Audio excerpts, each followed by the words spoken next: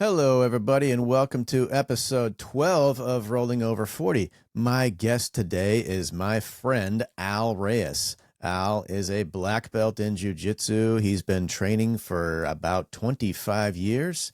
And in this episode, we discuss all things jiu-jitsu in his jiu-jitsu experience. He has tips for white belts. He has tips for people who roll in their 40s, in their 50s, as he is 61.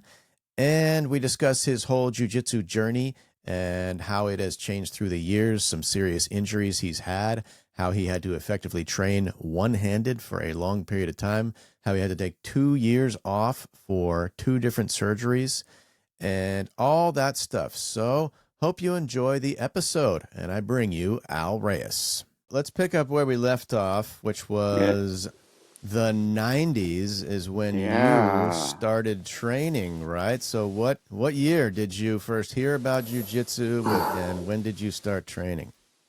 Well, I first heard about jiu-jitsu after, I think, a year or two after the first UFC happened, and that was because I was training at a taekwondo. I don't know, it's not even taekwondo. What This guy started a gym, but he's a black belt from under Ernie Reyes on West Coast, and then he just started his own school, which was just on the same block where my condo was. So I just started training there at like after work, after a long day at And work. that was taekwondo? He called it something else, but it was based under Ernie Reyes's Taekwondo West Coast, and then he just added stuff to it. Okay. And and then at that time it was just young guys, high testosterone, and I guess UFC came out, and I was just like, okay, they're talking about UFC. I don't know what it is. Then after a while, after talking about it, it got me interested, and I heard about it. And one of the guys there, for all the vintage UFC guys, is Paul Varlins, was trained there. Really nice guy, about, I don't know, he was like 300 pounds, neck like just muscular. But he wanted to do this UFC thing.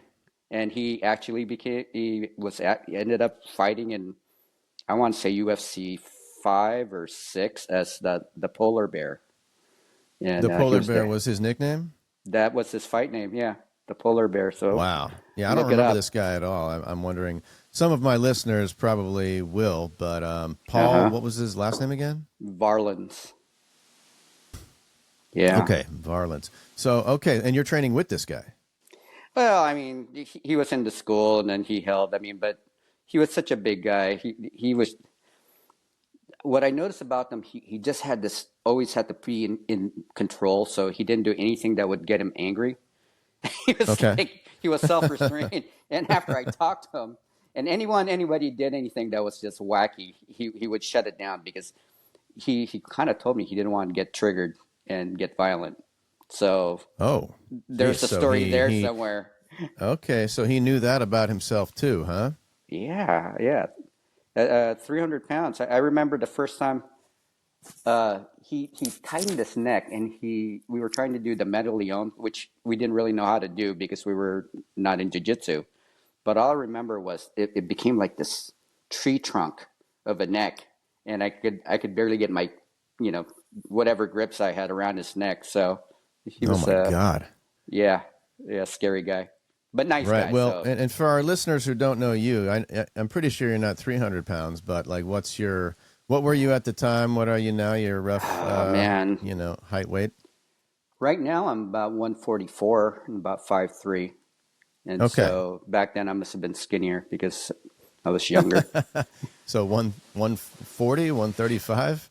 I might have been under 140 for all I know, because I was still, I just graduated school, started my Yeah. adult life. Yeah. Okay. So this is you, all 5'3", 140 of you roughly, and you're rolling with this 300-pound guy, which is Well, crazy. no, we weren't rolling because we were doing some version of Taekwondo martial arts. Okay. So we're Okay. kicking pads and whatnot. Okay. Yeah. Yeah. Yeah. Okay. And were you guys doing any? I mean, when did jujitsu come into play? Like, I think, see, the way I remember it was Eric, I think his name is Eric Kowalski. He had a gym, and at that time, Claudio França had a school. Well, he still has a school in Santa Cruz, But I think at that time he was just starting out and he was branching out into like San Jose. So they were looking for schools, and I heard about them trying to buy Eric's school or try to buy Eric's school. Um, because Eric originally moved to like a warehouse thing, but by that time, so we were kind of doing quasi jiu-jitsu with him a few years. And then, yeah, Claudio tried to buy his school. Then Eric's school went under, or I stopped. I can't remember. But then I started looking for jiu-jitsu like in '98, and that's when I found Claudio's school. Claudio, and so who's Franca. Claudio? Claudio Oh, Franca. oh, Okay. you have to look this guy up. He pretty much Okay. started the U.S. Open, kind of like a well-known jiu-jitsu guy in Northern California, or at least in the Bay Area. The U.S. So, Open, like of jiu-jitsu, like a yeah, jiu-jitsu competition. Okay. yeah, the U.S. Open in Santa Cruz. He started that tournament yearly in the mid '90s. Okay. Did you Yeah, compete in it ever? I did once or twice. I think I tried two competitions. I went Okay. the first one, well, both in white belt. The first one was we traveled to L.A. for one of the uh, tournaments. I think it was held by Kleber. I forgot his last name, but there was a competition held by Kleber, and then I tried one of the U.S. Opens. And Okay. Do you yeah, remember how you did? well, I got gold on one, Hey. Okay. and I should have gotten won my fight on the Clever one, but I didn't know the rules. So Oh. all I remember was this guy had, I guess I must have scored points. I still couldn't figure out the scoring, but all I remember was I thought I was behind because he got mount on me, and you know when you're competing, time moves quickly. So I thought he got the 3 points, but it turned out I Okay. escaped fast enough. Oh. Okay. And so there was a countdown, and I was in this guard, and I was thinking, oh, shoot, I need to do something because I'm behind on points. So I stood up, hoping that I was trying to do some weird pass where you stand up and push. And then what happened was he swept me and then got the extra point. And then I found out Okay. later that had I just stalled, I would have won. Wow. You know, it's funny you say points and you didn't know the rules. I mean, everything was so new then, right? In terms of Oh, yeah. jujitsu and jujitsu Oh, competitions. It's like, yeah. did anybody really know the rules that well back then? I mean, wasn't it all so new that, Well, things like, wasn't it probably wasn't that uncommon for someone like you to not really know the rules that well, right? well, you're a white belt, so Oh, that too. who really knows the rules when they're a white belt, right? Right, right. Yeah. Um, I know that. I know that, that game well. Yeah. yeah, yeah. I mean, So, I'm not gonna compete or anything personally, but yeah, or I don't have any plans to, but yeah. yeah, but I am a white belt. Yeah, yeah, no. So it was good. It was good, but it was competing. It's not in my blood. I mean, you really have to want to compete, and to me, it was just a hassle because it was like we had to drive all the way to LA.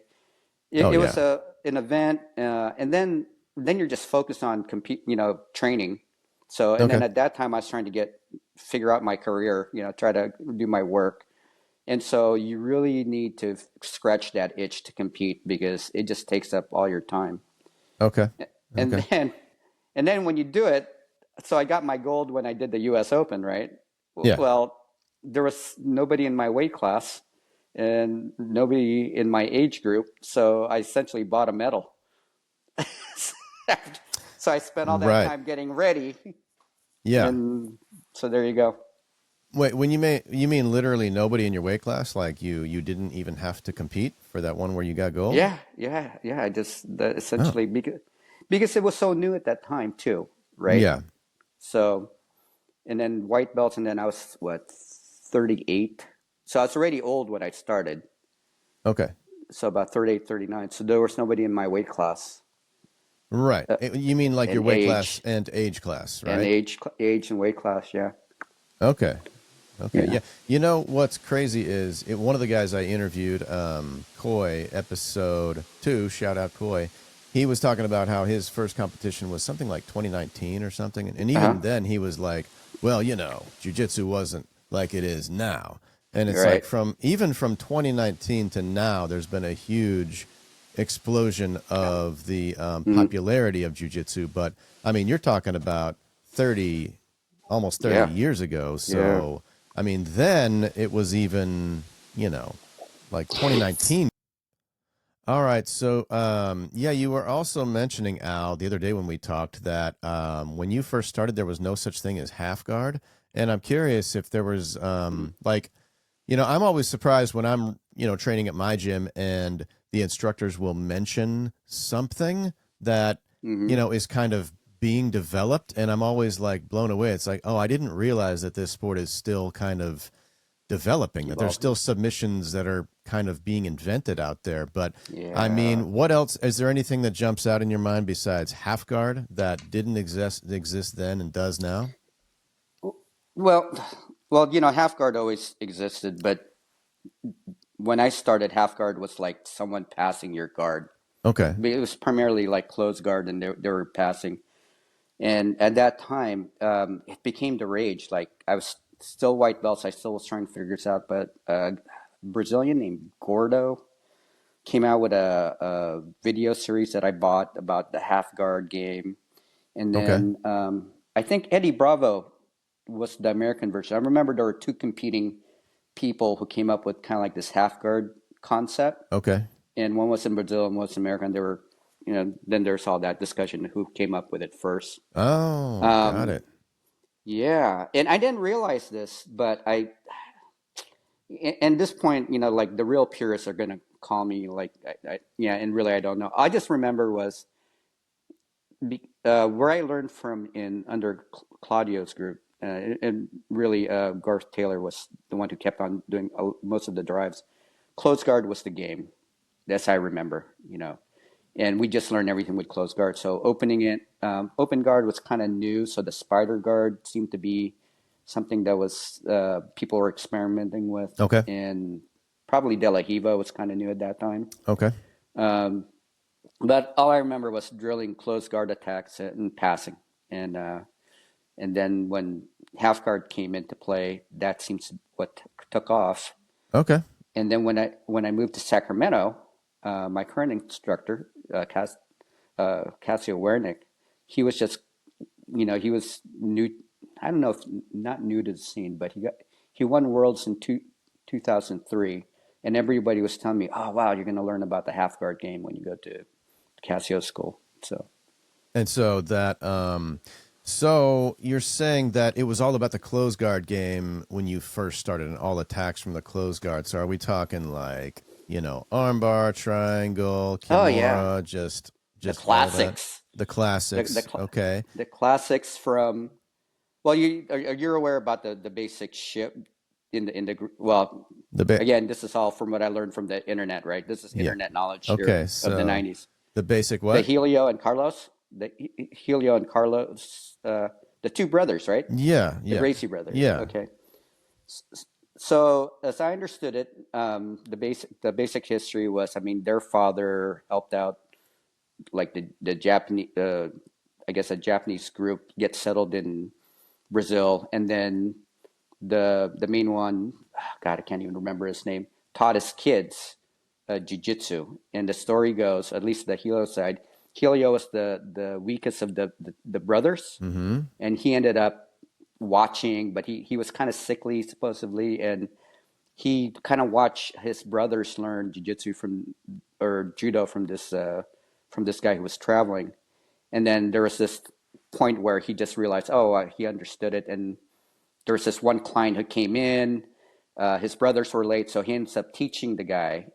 And supposedly he taught him the moves differently, and he did it in a way that was more beneficial for a lighter, weaker person. And supposedly that's how the Gracie Jiu Jitsu, as we know it from the Helio side, was developed.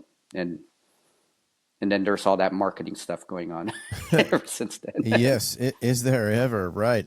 And so, Right. but you were going somewhere with the different, like one brother went this way and the other brother went that way. Right. Hmm. So my lineage, when I started in the Bay Area, was more on the Helio side Okay, because, as I understand it, Claudio Franza learned under Francisco Mansour, and Francisco Mansour got his black belt. Now, I guess he's won the red belt. Uh, really high belts from Helio before Helio passed. okay, So, and then when I came here to Sacramento, I believe Cassio's lineage goes on to the other brother's side. Oh, interesting. All right. All right. Yeah. But what does that mean though in terms of technique? Like for the techniques that you were learning, like how did it change? Well, there's always been, and I can't quite figure this out, and I don't want to get into, I don't want to insult anyone in the politics, but as I understand it, the healer side was really the one that's really into the include striking in the techniques. Oh, okay. So Okay. all techniques should take into part that somebody might be able to hit you. And then on the Carlos side, it became a lot more sport focused for your BJJ folks. Okay. So a lot of techniques there, had a lot more fun, fancy moves that didn't take into account that you might get hit because it's all for jiu-jitsu rule set. I see. And that's the transition you made then, essentially, right? Well, I didn't know what I was getting to. I just wanted to go. I just wanted to go with a good instructor. Yeah. I love Cassio just for that, and yeah, he's just a great guy. And So so what year was that you joined with Cassio, roughly? I met Cassio in, let's see, was it 2004? November 4th, I think 2004. That's when we moved to Sacramento. Okay. And And so you've been training with Cassio for 20 years. yeah, over 20 years. Yeah. Yeah. And Okay. And you liked it from the get-go? You remember meeting him and joining and you're like, I like this gym. I want to stay yeah. here. You know that it's so funny. The first time I met I only heard of Cassio in when I went to watch the U.S. Open Okay. the summer of 2003. I'm getting my years kind of messed up, so we might have moved to Sacramento in 2003. Anyway, It was a while ago. It's okay. yeah, U.S. Open in the summer, and he had a super fight with Garth, my instructor. Or yeah, he's the Garth who's under Claudio, Okay. but Garth is our guy. Okay. And they had this nice battle. Garth's big and Cassio, but in the very end, I think Cassio won on points. And all I remember was a few months later when we decided, hey, we're going to move to Sacramento. I went up to Garth and go, Garth, uh, you know anybody in Sacramento? Because I didn't know. He goes, go straight to Cassio. He's a good guy. Just go to him. And that's what I did. And so at the And time, oh, sorry, go ahead. no, go ahead. So That's yeah, I pretty was much just it. going to say at the time, this is 2004-ish. I mean, how many Mm-hmm. options were there really at the time in terms of jujitsu academies? Like in Sacramento, were there really like now? I'm sure there's plenty like here, but were there really that many I, choices anyway? With like, you know what I I mean? remember I remember going to there was one other choice, and I believe his name is Dave Terry, and he was under Hickson at the time, or got his black belt from Hickson. And then there was another group, some brothers, forgot what their names. I never got a chance to train with them. So yeah, so there was only Casio was starting up and some other school. So you could, yeah. So a couple that's it, right? But I mean, so Yeah. Do you remember walking into Cassio's gym or calling him and meeting him and just it was just Oh, instant like, this is the place oh, for me. I was so excited. Oh, really? Here, here's what my memory remembers. I remember we're driving several loads of stuff over to Sacramento, Okay. and on November 4th, I remember just like dropping off the stuff, and I went straight to look for Casio, and I heard that he was teaching at the Kovars. The Kovars is the martial arts chain over here, Okay. and somehow he was, you just moved from Brazil, and he was just starting a life, and he was teaching under Kovars. And I looked for him at the Kovars gym, and it was empty. It was just nobody was there because it was like at 2 o'clock.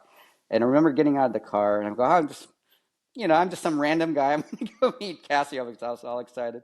And the guy in front was sweeping up, and I believe that was the Muay Thai teacher at Kovars. He goes, go to the back.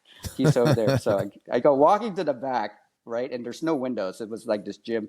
Opened this door, and it was dark. And all I remember was just, it's like this cave atmosphere on the left was just, I think that was where the mats were. And then there was a hallway. It was starting to go, hey, I yelled out Cassio or whatnot, and then I just hear this voice with a Brazilian accent. I go, yeah, over here, over here. So I'm blind. I'm walking, and I see the hallway. I'm going down this corridor, and then I saw like a little bit of light from the outside shine on the corner. Okay. And then when I said, "Oh, Cassio, yeah, come here," and then he gets up, and his shadow was cast on this wall, and Cassio was, at that time was lifting. I just saw this big projection of this big guy cast on the wall in the dark, and I'm like, "Oh, so this is what it feels like when you're about to be eaten by a spider." I'm trying to remember around there. And then he comes out, but his personality came out. I just felt warm and inviting, and he just comes in. Oh, Al, yeah, I just love it. I don't know. Ever Awesome. since I met him, so it's been warm. Uh, Great. and Is he a big guy anyway, Cassie? I don't really know. I don't remember because I met him that one time with you a long time oh ago. God, he at that time, I believe at that time he said he was like over 200 pounds of muscle, Okay. and right now his walking weight's about 180. Okay. So he had like 30 pounds of muscle. So Okay. he just looked big. He Yeah. was Right. just big. Right. Right. Yeah. Yeah. And so the rest is history from there, right? You joined, Oh, yeah. you moved there, you joined, and you've been training regularly Yeah. since. I know you said you're doing what, once a week now. Yeah. But Yeah. like in your heyday, like when you were really, really, really training hard, like how many days a week were you going? God, we were still trying to get jobs and whatnot because I was commuting to Pleasanton Okay. from I Sacramento don't know once a week. And how long of a commute is that? it was a pain in the ass commute. It was like at least an hour and a half. Oh God, Um, one way? Yeah. So what I Ooh, ended that's up doing tough. was I was staying in Pleasanton for the first 6 months in I want to say 2003. I'm gonna pick 2003. Okay. For the 6 months 2003, I was staying in Pleasanton during the week, driving back on the weekends, and training with Cassio on Saturdays once a week. So it was Okay. like a weekly beating, right? Because when you train once a week. Luckily for me, some people would stay after and then roll with me a little bit Okay. because that was my only time. Yeah. And then eventually I quit my job.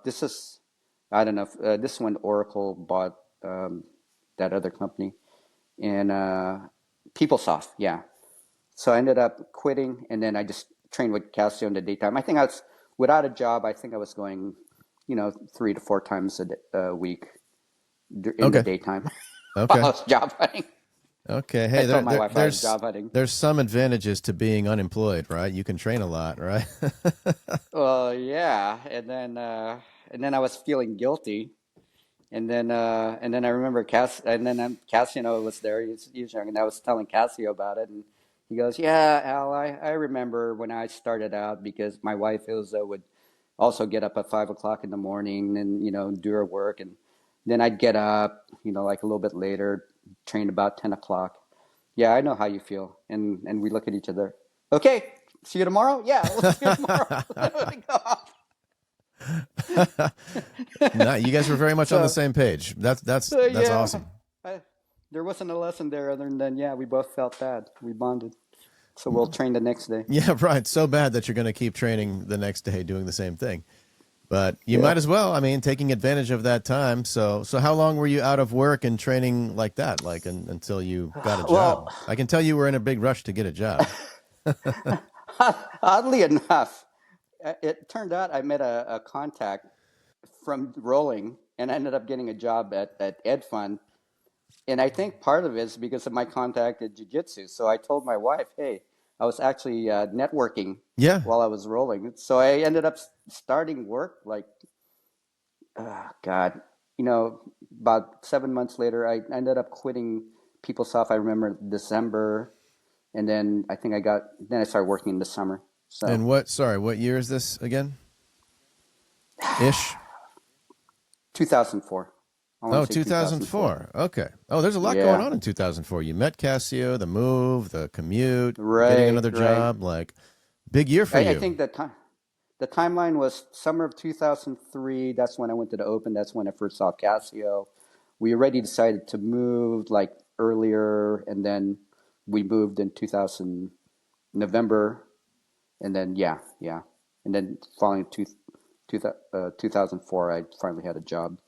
Okay, so once you got that job, what was your training schedule? And you weren't commuting to Pleasanton anymore after you got this job, I assume. And what did your training Yeah, schedule turn yeah. into once you got You the job?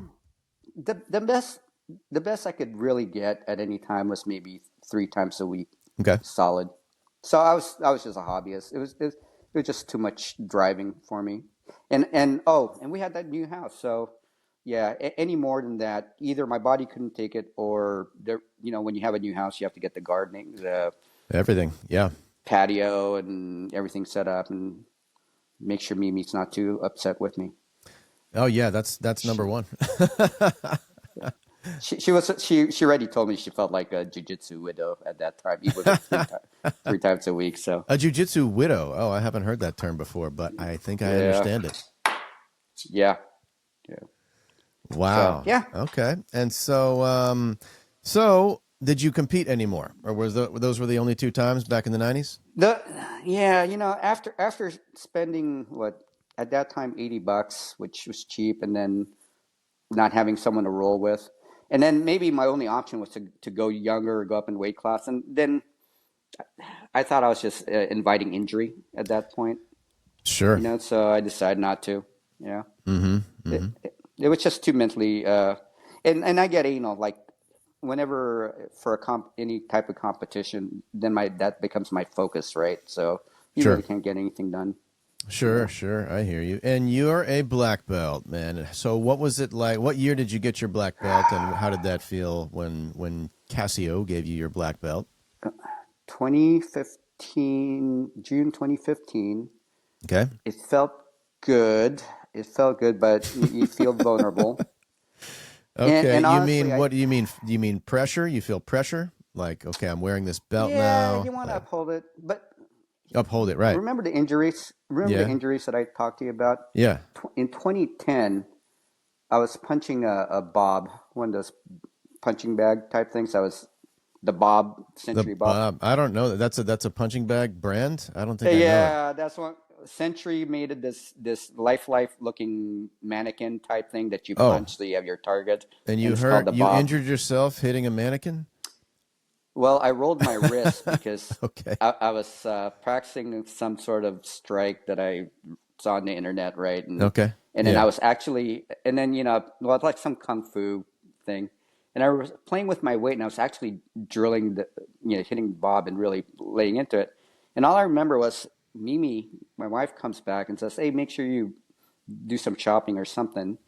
And then I remember thinking about it, and then it threw me off a little bit. And then when I threw the next punch, my wrist was just kind of like bent just a little bit right here.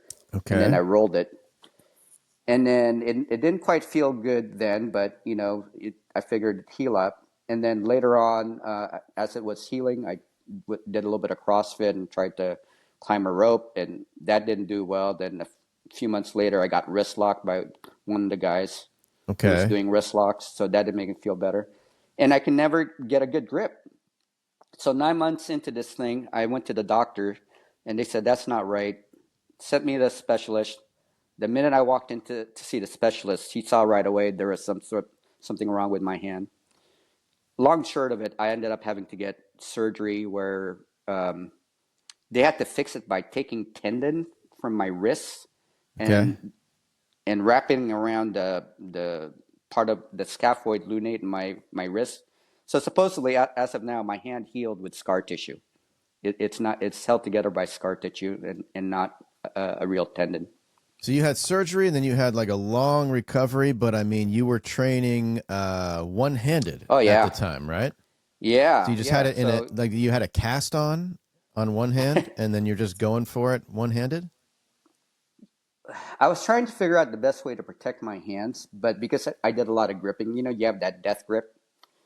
Of I ended course. up trying to train so I wanted to train because you still can train. So the best way I could do is go. I can't grip that with a hand because there's a repair there. That was 20 grand, and I spent 3 months in a cast. And then I thought Wow. I 20 also don't want to 20 grip grand it. was the Well, wrist I didn't pay cost it. 20 grand? That was the insurance number, right? Oh, okay. All right. Yeah, okay. So I didn't pay it myself, but I didn't Right. want to go through the 3 months again. And then I remember thinking, well, when you're fighting grips, then the other hand would come in. So the last thing I want to do is try to grip with my left hand, have that broken, then automatically reach it with my right hand. Okay. So I wrapped up this hand. You remember, those soccer shin pads? Yeah. You played soccer, right? Yeah. You know the ones that actually was hard, that had like the hard plastic? Yeah. Yeah. So you wore one of I bought those on your I wrist. bought one of those, and I put it around my hand, and I wrapped before every class. I wrapped it like a hand taco with uh, regular tape, the whatever hand tape. Yeah. And So so I hold had on, you're I actually talking about your injured wrist or the other one? yeah, my injured wrist. Okay. This hand here, I had a hand. I call it a hand taco Okay. because it's essentially that shin guard on it, Okay. and then I rolled just to protect it. But your And other so hand, you said you didn't want to injure your other hand, and then suddenly you'd be handless. So what were no, you?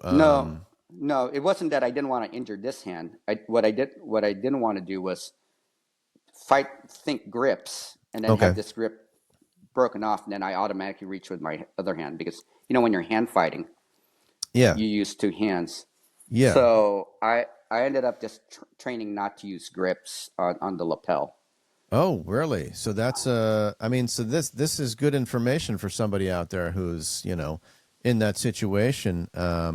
So you're saying you just decided to kind of just abandon grips for a while and Yeah. just try to roll without getting grips. And that's hard in when you're in a gi because Oh it's yeah. all about grips, right? So Tell me about it. Tell me about it. yeah, yeah. So that must have been a challenge for you, but I mean, the fact that you were able to say, you know what, I'm going to roll anyway and just not do grips. Yeah, I think how'd that's that what got me go? my black belt. It sucked. half my That sucked. I didn't have half my techniques, right? Because a Yeah, lot of that time was you grip, and then you get the hand on the sleeve for the arm bar, and right. that's set up like so. Like whatever spider guard I had, whatever I can't even remember. I don't even remember what guards I had, but I did remember having spider guard. I did remember getting, sneaking in a calf slicer or a bicep slicer because you do that thing where you do a leg weave in the guy's hand, and let them think they're passing you, and then you catch their bicep. Apparently I had Okay. all those techniques, and then I didn't have any You later. were So you were a white belt again suddenly, right? yeah. Kind of. But I was trying. But the main thing was I was practicing my bridging. I was practicing All right. with my legs. So it's all good.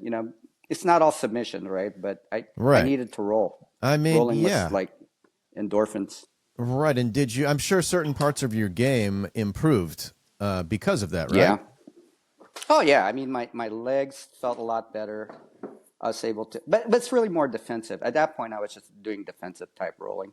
Okay. Everyone around me was just getting better, and Okay. then I was also giving up 30 pounds, right? So the average person weighed about 70 pounds, um, Right. and and there you go. Yeah, so that became a lot of weight, and since I was a hobbyist, I was going maybe 2 to 3 times a week during that time. So I was getting a lot of mat time, but I was more other people. Right. Right. But I was having fun, I was Yeah. just having fun. It didn't matter. You just go. So Yeah. Yeah. I So have you done, I mean, speaking of that, since you didn't have grips, have you done much no-gi in your day? oh not at that time, but I'm doing nogi now. Oh, you Yeah, are. Okay. When did yeah, you wait, yeah. like completely now? Like when did you make that transition? We always had no gi class started, so I just saw it as an extension of just grappling, right? Yeah. So I started. I want to say like 2019 was when I started kind of going to no gi classes in general, Okay. and it actually made it. I was actually afraid to do no gi with my hand because I thought people it'll just be too fast and I can see what's going on. Sure. And then if people are wrestlers, who knows where my hand's going to be. Right. So I kind of shied away from it for a while. Okay. Um, and then in 2018, that's when I met you about that time, and I had rotator cuff surgery. Wait, So 2018? I, No, you mean 2008. We met back in like '08. Did we? Yeah. Well, Chisa and I got married in 2010. So and we met before my wife and I got married, right? Did we? Yeah. Well, no, but okay, we might have met at that time, You but I came to just my remember wedding, right? what I remember here. Yeah, I guess so. I remember you meeting up with me to go for coffee, and I remember Yeah. I was in a sling, so that's what I was keying off. Yeah. That was '08 or '09 or 2010. No, that was 2018 when we hung out at Temple, because 2018. I couldn't. Yeah, yeah, that's when I got my shoulder surgery. I don't think I've seen you since. I mean, wait, When did you move? Oh move. wow, we're All right, yeah. we're When doing did you some move out of that catch. area? So we lived in Bakersfield until 2015, and then in 2015 we moved down here to SoCal, and we've been in SoCal since then. And Oh, you yeah, know what? what? So okay, so this is where my mind skipped. I couldn't drive when my hand was in a cast All right. for my 2010 injury. Yeah. See, So that's we the hung thing. out You've at been injured. Temple. You've been injured too many times. Now you can't keep track. So I couldn't drive because of my hand. I remember there was an injury involved with our hanging out. Yes, and I picked you Okay, up, and I was chauffeuring you around. that was for my hand injury. Okay, So that never was mind. your hand, not your shoulder. So I That mean, my shoulder. Jesus, Al, how many? So wait, we got the wrist, the hand, the shoulder. So do you want to tell us So about 2018, the shoulder? I don't think I know about that well, one. yeah, 2017. I want to blame it on an event where I was going with this one white belt, and we go. So when I go with someone new, at this point, I just want them to learn, right? I Yeah. want them to get good enough so I can learn jujitsu with them. And this guy was like, I think 220 or whatnot, and we were just going. And so he gets me inside control, and I was just pausing. I was saying, okay, well, now what do you do, right? What do you do? Yeah. And I had my elbow, just a basic escape. I was framing on his hip, Okay. and I was thinking, okay, so this is solid. So I was going with it. So I was giving him a chance to pass to. So instead of doing anything like jujitsu wise, he started crunching my body and Okay. sucking me in. Oh boy. And then Okay. my ego thought, well, I'm in a good position here. I should be able to take this out. But I didn't take into account that he was 20. Anyway, he just pulled me in and my shoulder buckled. Oh Yeah. God. Wow. Freaking So white belts, man. so I'm like, what the hell? Well, I should have just stopped it right there. But my ego said, you're a black belt. You should be able to do this. Right. Um, and then my shoulder didn't feel right. And then I went to see the doctor. The doctor MRI'd my shoulder, and he said, "Oh, you have something that we need to detach your bicep and reroute it to another part of your shoulder." I go, Oh, "Okay." that doesn't So sound fun. yeah, I didn't want to. I just trusted him. I didn't want to know the details. Yeah. So we went ahead, got the rotator cuff surgery, and then it takes about 10 months for it to Ooh, heal. my Right, God. so I was Okay. out training. So you didn't train for But that entire 10 months? So well, like at all? yeah. Well, get this. By month '08, when I can start moving around with it, we had to look at my other shoulder because it wasn't feeling right too. And then I said, well, this probably isn't as bad as my other shoulder, so just let me know if I need therapy. And then we get the MRI, and it goes, nope, whatever it is you did, we need to do the same thing. Oh So, God, no. so, So uh, another that, 10 months so or a year or whatever. Jeez. yeah, in parallel. But it was anyway. Yeah, it was nearly 2 years before I got back on the mat. Oh, that's tough, man. Okay, so you're 61 now. That was 2018, you said, so that you were, mid 50s when that happened, huh? August 26, 2017 was when I got the first surgery. Okay. And then the second surgery happened in 2018, April. Okay. And then that was another 10 months from there. Okay. So 2019. And so I think I gave up jiu-jitsu Sure. about that time. I just thought there was just too much. I gave up jiu-jitsu. Okay. And then I ended up working got a consulting job at Sac Sewer over here in Sacramento, working in the IT area. Okay.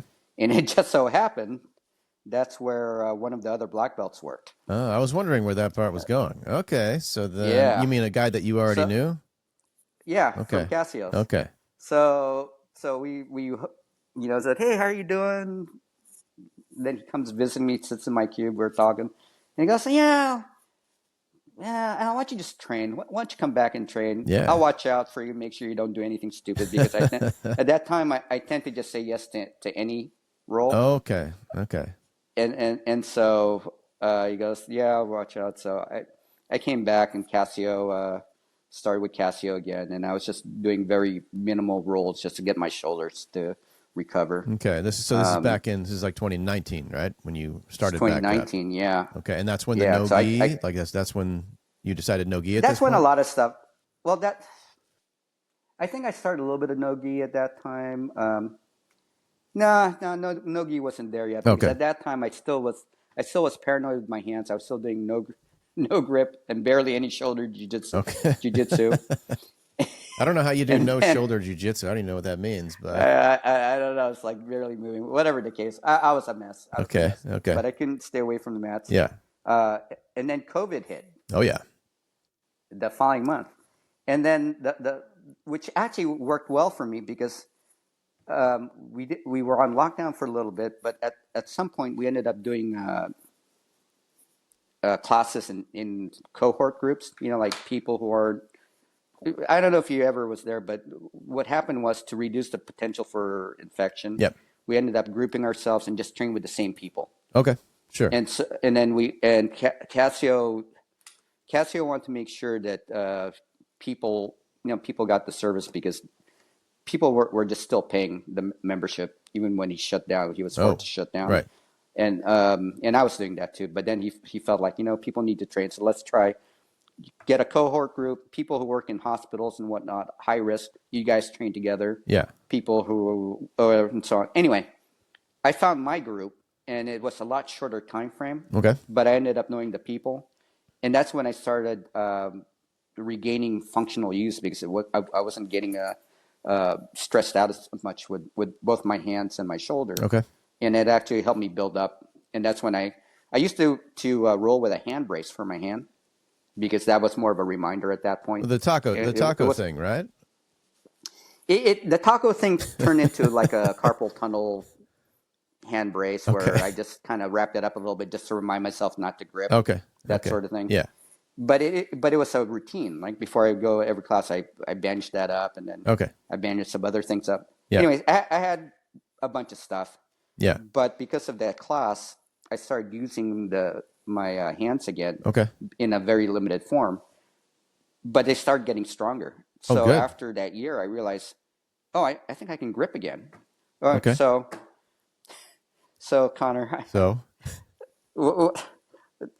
I was such a mess. I had 2 hand braces. Okay. I also had an ankle brace because I had something to my plantar fasciitis. Okay. And then this one girl told me, "Hey, why don't you just wrap yourself up in one big body brace?" Yeah, like a mummy. I was taking like 15 minutes. Yeah, I was taking 15 minutes.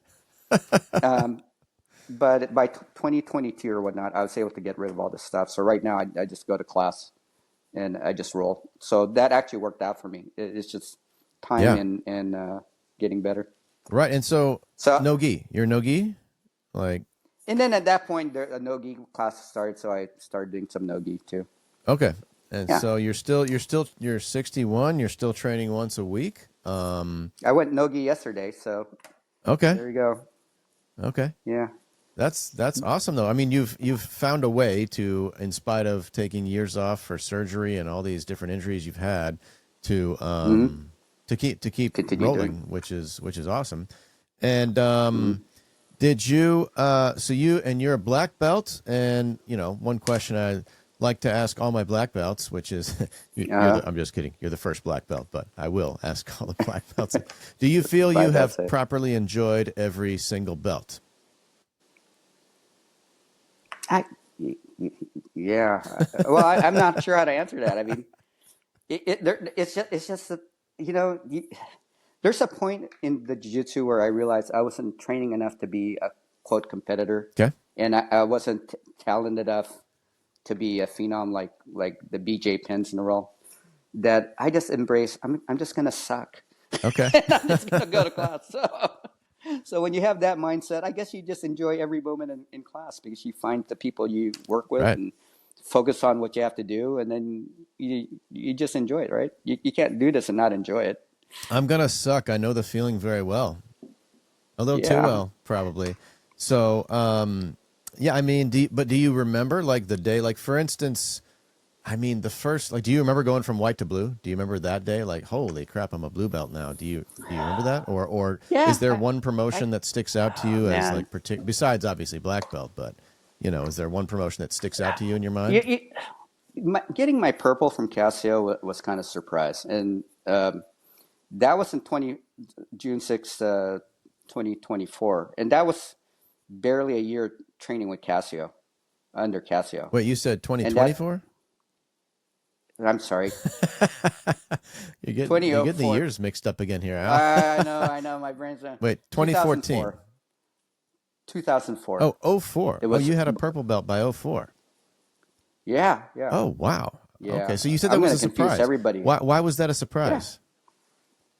because in 2003, that's when we moved to Sacramento. Okay.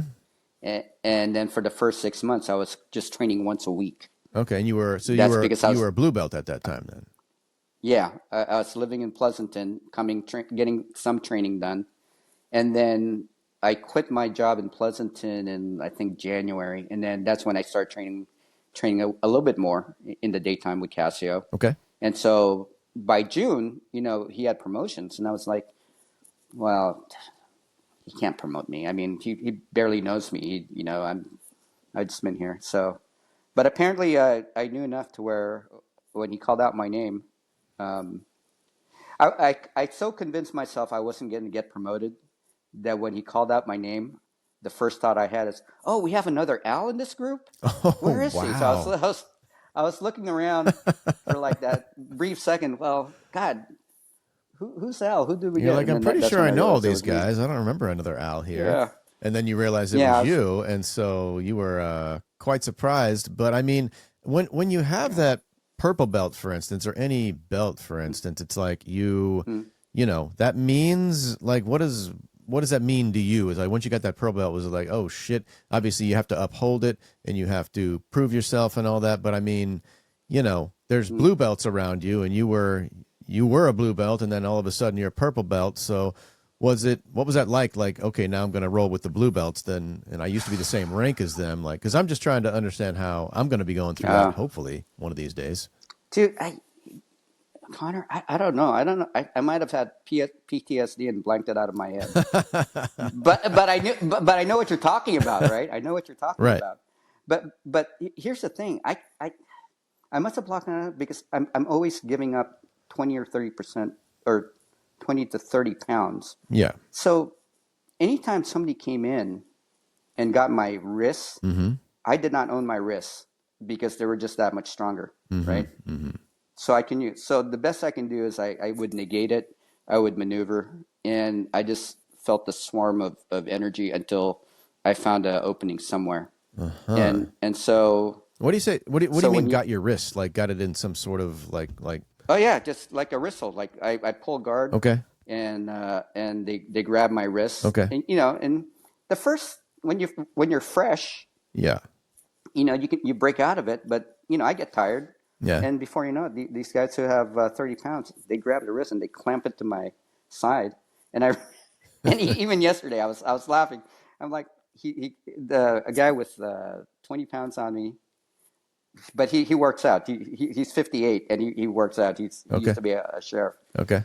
And he did a two-hand hold, and then I was just laughing. I go, okay, now that you have my arm, I can't use my arm, so I had to just keep it where he can't submit it. Okay. And then I was just maneuvering my body. And it Okay. became a game of just surviving, right? Yeah. In terms of what he's going to do next. But he couldn't really let go of my arm or do anything with it because the minute he moved, then I could regain my position. So, Okay. but that was essentially my role. I get my will, people impose their will on where they want to be. And I just have to negate it and then get it back. Okay.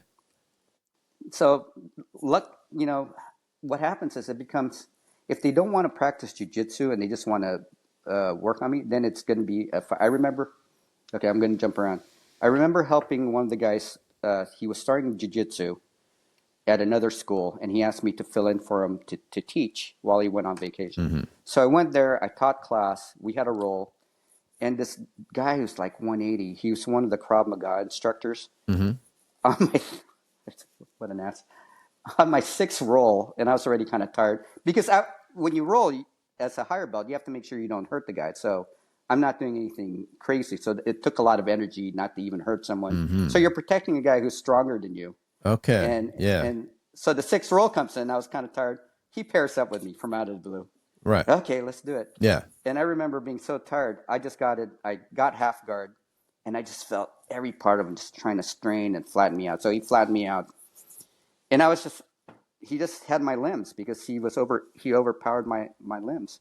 And I remember for I don't know how many minutes, but I couldn't move. But I kept on testing. You kept on bridging, kept on testing. And then for every time you move, you tried to feel if he's returning. Mm-hmm. I noticed he was getting weaker and weaker. Okay. And I found just flipped him over. I got top position. Okay, from half guard you did. Yeah. Okay. I got half guard. And I guess he used all his strength to hold me down. Okay. That he gave up, and then I flipped him. And then there was no response from him. He couldn't defend because I think he just gassed out. And it's about to take his arm, and then somebody called time, which pissed me off because they were watching me. So they could have given me just 10 more seconds, and I would have got that arm bar. Right. How did you flip him, though? Because, I mean, when I'm in half guard, I'm still working on – when I'm in bottom half guard, I'm still working on – there's a couple different ways, and not that I've never done it, but, I'm not I'm certainly not consistent enough with it. So do you remember the technique you used to flip him, to sweep him?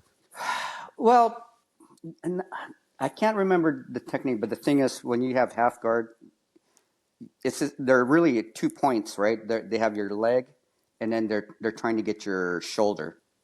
Yeah. Right, and then you're flattened out. Yeah. So you can either flip them, to the far side or to the near side, depending on what he gives out. I think what happened was I flipped him over to the side where I have his leg. Okay. And I just scooped his arm and I rolled him. And luckily for me, I'm flexible, so I just kind of rolled on top of him. I got top position. Okay. And then his arm was there, so I was just gonna slide up to his shoulders and do a classic, take the arm bar. But that's when they called time. Okay. So got it. Yeah. Bummer. But that was the full round, right? I mean.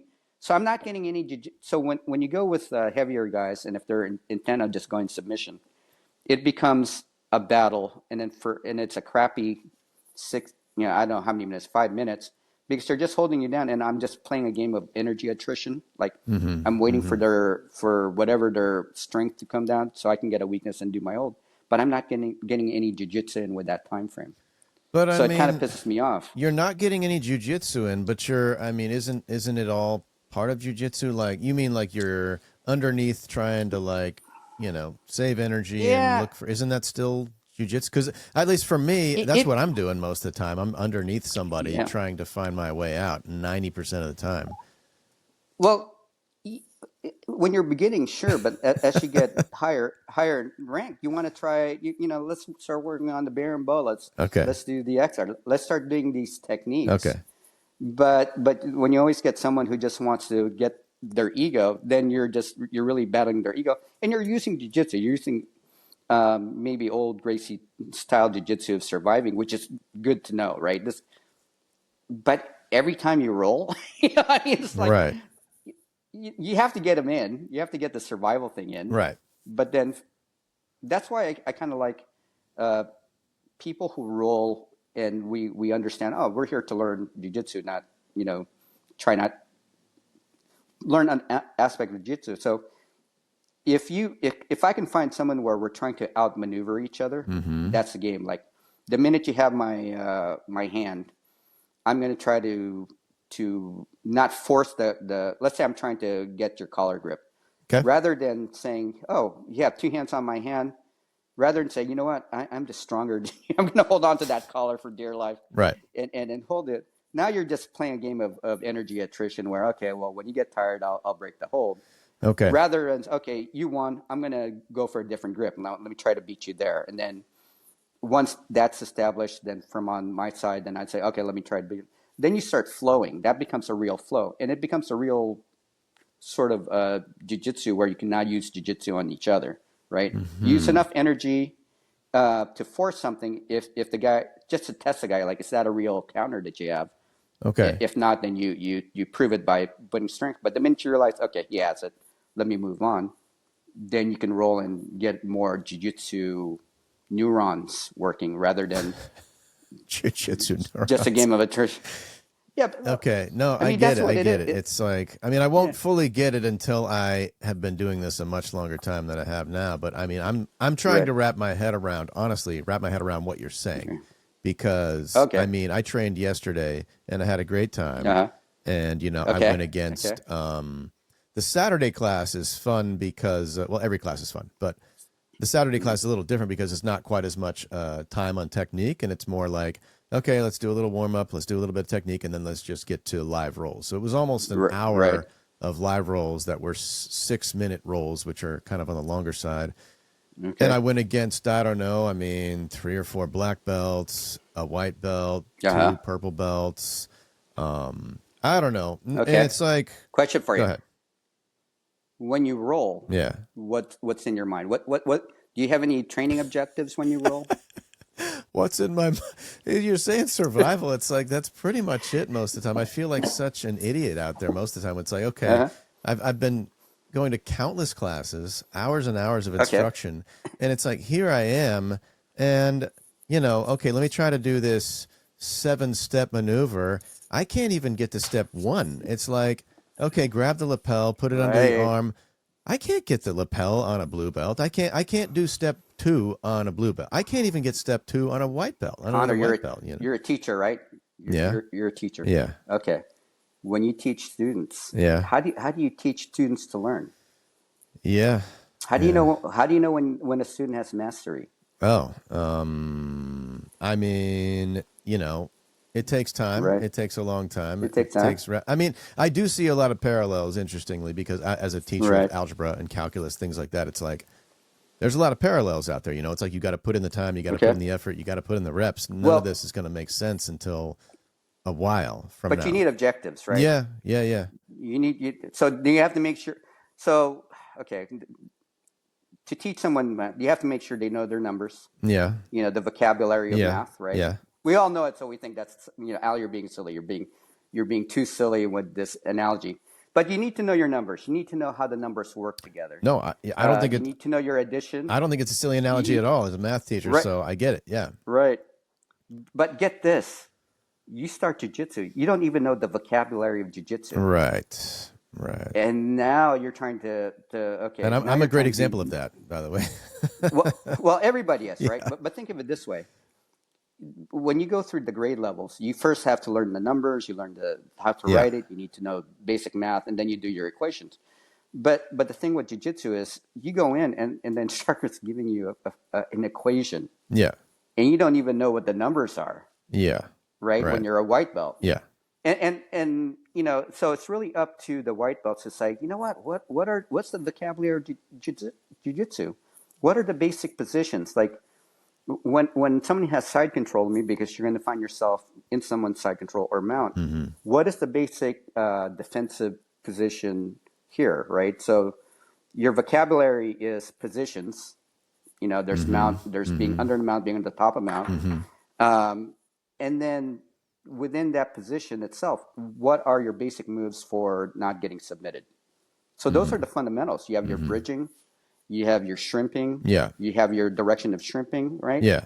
So you actually have to start developing that base knowledge first Mm-hmm.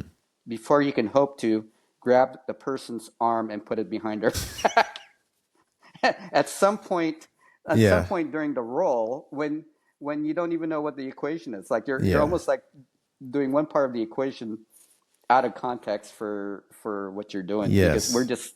just doing that, right? Yes. So maybe one advice to a lot of white belts is you have to learn the vocabulary. What are the basic movements? Yeah. What is the basic, positions, and Yeah. learn those first. Have fun with the other stuff, Yeah. but always go in saying, you know what?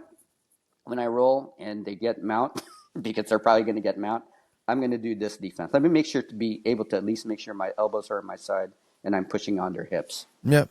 Yep. First goal, right? Sure. And the same thing with side control. Let me have three escapes from side control. First you have one that you like, Three. one that's the I say opposite. one, I would say, is for me. But okay. Go for two. All right. All right. Let's compromise for every it too. position. Go.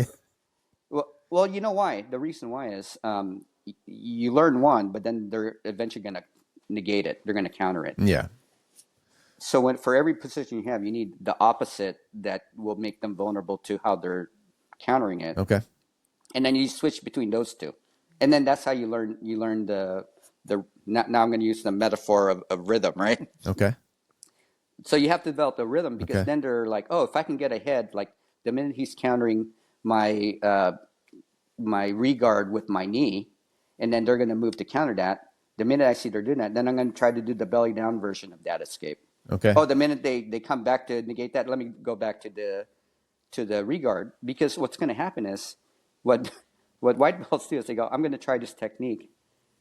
It's not working. I better try harder, right? And the guy's already defending it, but that's all they know. Right. Yeah. I think you're Right. describing me pretty much. Yeah. Well, that's everybody. That's Yeah. me when I do stand up. Okay. So the way I approach learning is I try to figure out the stability point. You find the stability points, and hopefully you learn enough about it so when you go in a live roll, you can at least say, today I'm going to just focus on this. Still have fun, but always come back to that escape thing. Because as a white belt, you're going to be doing a lot of escaping. Or trying to. Yeah. Yeah, don't worry too much about keep the attacks in the back of your mind, because that's what makes it fun. Yes. But if you can make defense as your live roll objectives, Yeah. that will help you eventually feel good enough to later on. If you get really good at defense, now you can do offense. Okay. Because none of this is from me. This is all like Danner and all the other stuff. Hey, you've got 25 years of experience, so I mean, it's more than that's a lot. That's a lot. It is coming from you, man. So, no, that helps a lot. Just hearing that helps a lot. Is huge, but it's just so I don't know. Yeah, it's like not knowing the vocabulary, like you said. It's like not even knowing the alphabet. It's like I just right. And it's kind of embarrassing when we'll do sweep or pass drill. And I'm in the night class. It's an intro class to where it's still mostly white belts in the class, but a couple, a blue and a purple here and there. And then at the end of class, we often do okay, everybody line up, sweep or pass drill. And I mean, I'm so bad at even those basic fundamentals. It's like I can't even. I'm much more comfortable playing guard than trying to pass the guard. And so when it comes to sweep or pass, I can't. That's what I worked on all day yesterday intentionally. It's like, okay, right. I gotta pretty much every roll I went into yesterday. I'm like, okay, let me get me in your guard, and let me just practice stupid guard passing, because I can't pass a guard to save my life.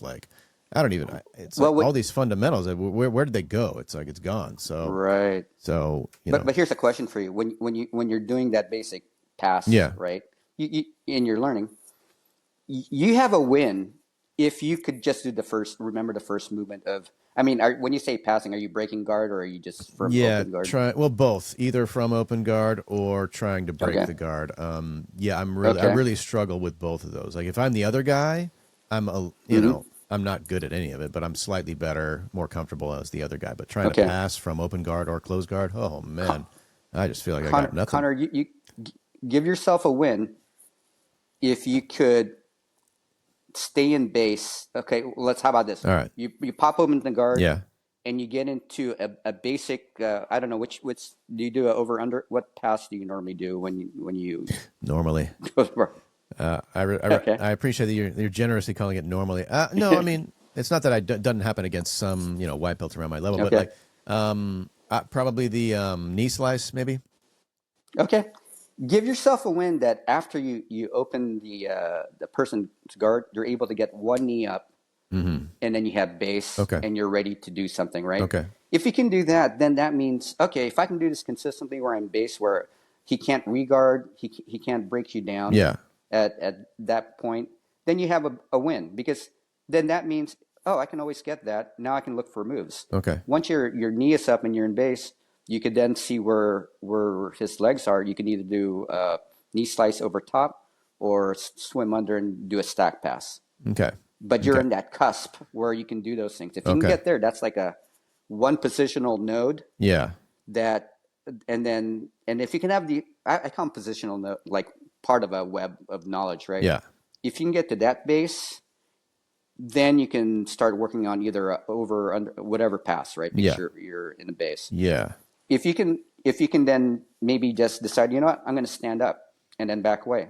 There you go. That's beautiful, because at that point you open the guard and he hasn't regard, and now you're in attacking position. Okay. Give yourself that base, because Okay. from the stand up position, now you can try other open guard passes, but then you go, oh, I can always get there, and then from there I can do I don't know, Toriando, I can do whatever entries. Yeah. But Yeah. that's another node. So if you can find all these little nodes in your game, and that you're relying on, then you can start building on it. Okay. And then it becomes like a web of knowledge Okay. in your head, rather than the last thing you want is just going through like a Rolodex in your head, like, oh, I've seen this. There's this technique here, and then you're going, last week we covered this. What was that? And then you're flipping through your mind of like, where should I put my hand? Before you Yeah. know it, the time has passed like 5 moves ago. And when God, you remember yes. it, you're getting choked out, because you're like, oh, because your mind wasn't focused on the roll. Your mind was focused on your Rolodex. Yes. And he went through 5 other moves already. Yes. Yes. No, man. Absolutely. Absolutely. My mind is, I don't even know where my mind is half the time when I'm rolling. It's like, it's like going through this, going through that. Oh, maybe I'll try this. Maybe I'll try that. And then it's just, most of the time it's too late. It's like, I'm out of that position now. It's past, it's over. Move on to the next thing, and just hopefully something works out. But no, that helps a lot. I actually learned 2 things yesterday, which were, because I was forcing myself to try and break the guard. Yeah. With every single roll. And, a brown belt taught me, he's like, start to get the knee, when you're in my guard, as soon as, he's like, you don't have to wait until you pin my leg to the floor to start to bring your knee up. He's like, once there's a slight opening, you can already bring your knee. Does that make sense, what I'm saying to you? He's like, you can already bring your knee up before there's... And you're opening their guard. Yeah, when I'm opening their guard. And it's like, I didn't realize that. I was always trying to pin their leg all the way to the ground before I even make a move with my knee up. And he's like, no, you can... What was the technique they showed you for opening the guard? Like, what was the formal technique? That's another one that I worked on yesterday, which was, I could never get it right, but I think what I'm going to work on now is kind of getting my hand closer to their belt and my elbow in, and then getting my knee kind of under their butt, and then opening up my other leg. Is that kind of open them up? Technique they showed you? They've showed us. Do you remember the technique? Yeah. That's one that they have for sure. And that's one that we were kind of, one of the black belts was showing me that yesterday, and I was really trying to practice that. Yeah. Do you feel good in your base in the closed guard? Like, are you able to keep your base with a... So that's the I think that should be the first goal. All right. To keep the base? If someone has you in the closed guard, being able to keep that triangle. When I say that triangle, where your back is one side of the triangle, your legs are the base of the triangle. Yeah. And your arms on, not too high on the chest where they can sweep it, or not too low where they can still fold you, but maybe driving the belt to their floating ribs. I don't know if you've seen that one. Yeah. That's kind of like that isosceles triangle. That's what different schools have different methods now. This is the one from Claudio's. Okay. That's like my base position, where if I can keep that, that's my first node that I always go for. Okay. Just so I am not broken down. Okay. And then from there, I can do different types of passes, right? Okay. So you have to find, maybe from your exterior, say, hey, where should I be when somebody has a closed guard? What is The base. not the technique, but where's the base Okay. that then can feed to the technique? Okay.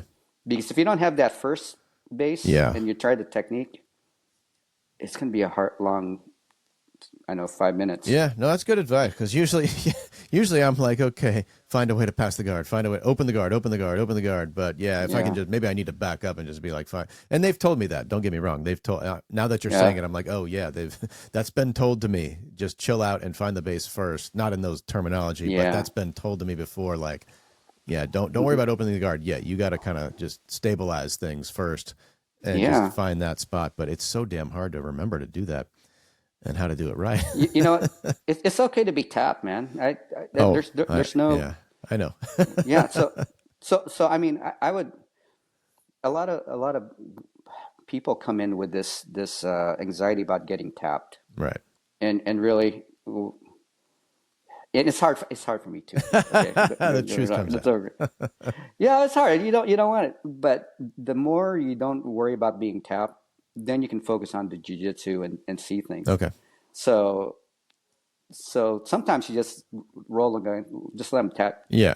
Not really let them tap you, but go in positions where you could be tapped and not worry about it. Okay. And then start all over again. Okay. Or if you do get tapped and you say, hey, can we stick with this position and just back up? Yeah. 5 or 2 moves. Yeah. To see where I made a mistake. Yeah. You can do that too. Yeah, so right, if you're purposeful in the rolls, and I don't know how your gym is, whether it's always, after you tap, you start over and go again and you won't change for that. If you can find a training partner that can help you back up, go in, restart, analyze. Yeah. That'd be good. Yeah, no, our gym is very flexible, and I love my gym. And yeah, it's all really like whatever you and the person you're rolling with want to do. I mean, oftentimes the instructors will say, okay, I want everybody to start in closed guard, or I want everybody to start in half guard. I want everybody to start in this. Mm-hmm. But when it's just live rolls, yeah, I mean, most people are like, hey, can we start in? Because I'll often just say it, can we start in this or that position? Yeah. And then when we reset, I'll do what you say. I'll be like, you know what? Can you get me where you had me before, and let me try to work from there, because that obviously didn't go well. It's all great black belt advice here, Al. Loving it. Oh, I know. This is what when you only have like a few, once or twice a week to roll, you really have to focus on making the most of that partner time. Okay. Yeah. And so what I like to do with a willing partner is like explore a position. Like, I would do entries. If I found somebody to work with, I would just do entries in like open guard, right? Okay. Just to the point where I know I pass. Okay. And then we start over again. Okay. Just to drill it. I mean, Sure. This is how I think wrestlers do it with what they do. They do the same thing over and over again. Okay. The thing is, a lot of people don't do that, or they're so used to just going to submissions that sometimes it's hard to find the right rolling partner. Mm-hmm. Mm-hmm.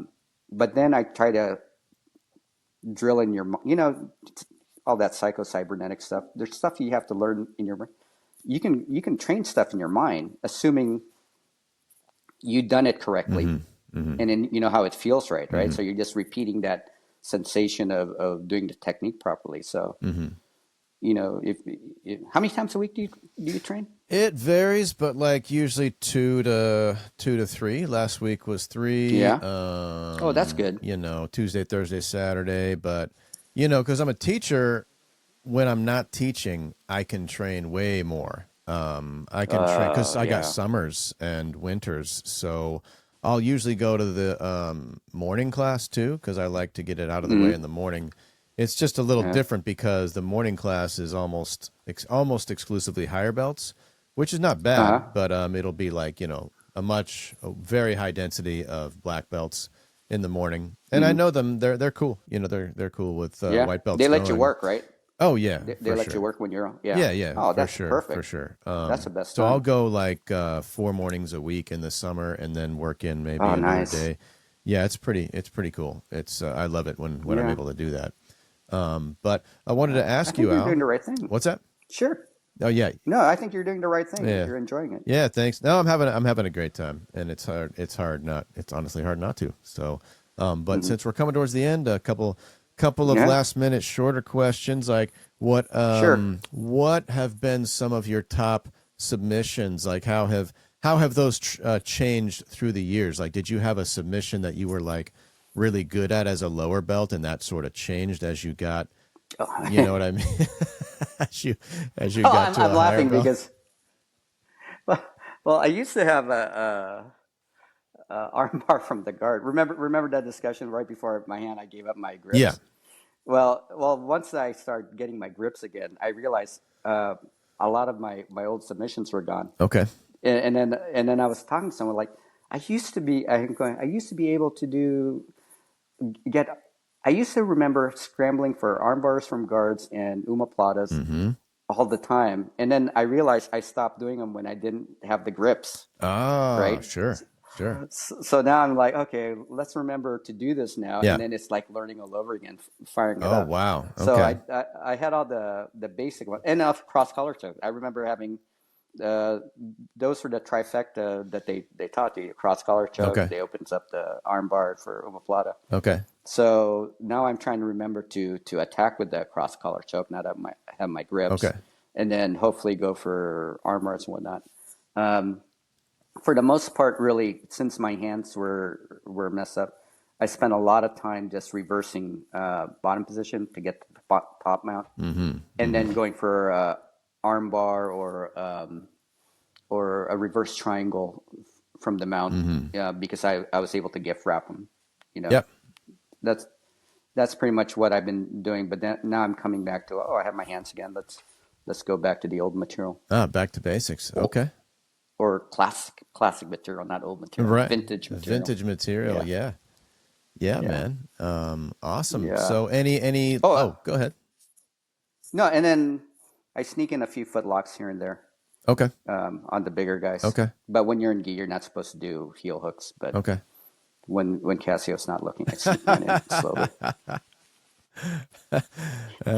Be careful not to let him hear that part, right? He got on my, he caught me, and then he chewed me out but the guy had 20 pounds on, or the guy had 40 pounds on me. Okay. So I don't know. I just felt like I'm entitled. Well, and you're 61. I don't know how old the other guy was, so, you know. He was like 50. He was a young guy, 52. Yeah, young guy, 52, right? Those young 50-year-olds. So, Yeah. do you have any you've already given so many amazing tips Yeah. for white belts. Do you Okay. anything else jumping out? Any last minute tips and advice No. for white belts, or especially those who start later in life like myself? Well, as far as injury, I mean, the hardest one is about the ego. You already heard that, Mm-hmm. right? Mm-hmm. It's really keeping your ego in check. I mean, when I started getting all these injuries, the hands and whatnot, that's when I said I need to stop just saying yes to people. I started doing a weight check. Okay. So unless I know them, I used to say yes to them, but if they're over 200 pounds, they're unknown, Mm-hmm. I don't roll with them. Mm-hmm. You know, I check them out first. Mm-hmm. Really, I check them out now. Anyway, if the guy's too spazzy and crazy, Yeah. I have to be in the learning, working with my self defense moves Okay. with a new white belt. Okay. But I have to be in that mind frame. Okay. Yeah, Yeah. that makes sense. Be careful about your rolling partners. I've heard that advice Mhm. too, and I probably still need to work on that, but I'm starting to But do how that. old are you? 46, just turned 46. Oh, you have 4 more years before you have to worry about get your I partners. tell you, it doesn't feel that way. But okay, Al said it. 4 more years till I got to worry about that. Oh man. Cool. Well, Al, thanks for doing this, man. I really appreciate it. Okay, This has man. been awesome. I mean, honestly, some of the tips you gave, like, absolutely, I think are hugely valuable to some of us lower belts, stuff that I just never would have even thought of. So I think a Yeah. lot of my listeners are going to enjoy that and get a lot Okay. from it. So yeah, man, thanks again, and I hope we're able to hang out again one of these days. If you're ever down in SoCal, if I'm ever up in Yeah. Sacramento, we gotta find the time. I think Jesus, I'm gonna meet up with Mimi. We're coming down for graduations in That's the right. next few Wait, weeks. you So guys both? Yeah, I'm going down too. Okay, well, hey, So, maybe I'll be seeing you in a few weeks then for the first time in a yeah, long time. am I hearing I should bring my gi? Or I thought you were no. I I thought don't. you were nogi now. I do. Yeah, I'll grapple. It's all grappling, right? So Yeah. it's just nicer for nogi because you don't have to carry as much fabric. So Right. Right. there you go. Exactly. So whichever, it'd be cool. Maybe we could get a rolling. That would be awesome. Maybe. Okay. Well, we'll talk more. Okay, let's talk more. Okay, Al. Well, thanks a lot. You take care. Don't leave yet. I'm gonna stop the interview, but Okay. don't shut the window yet.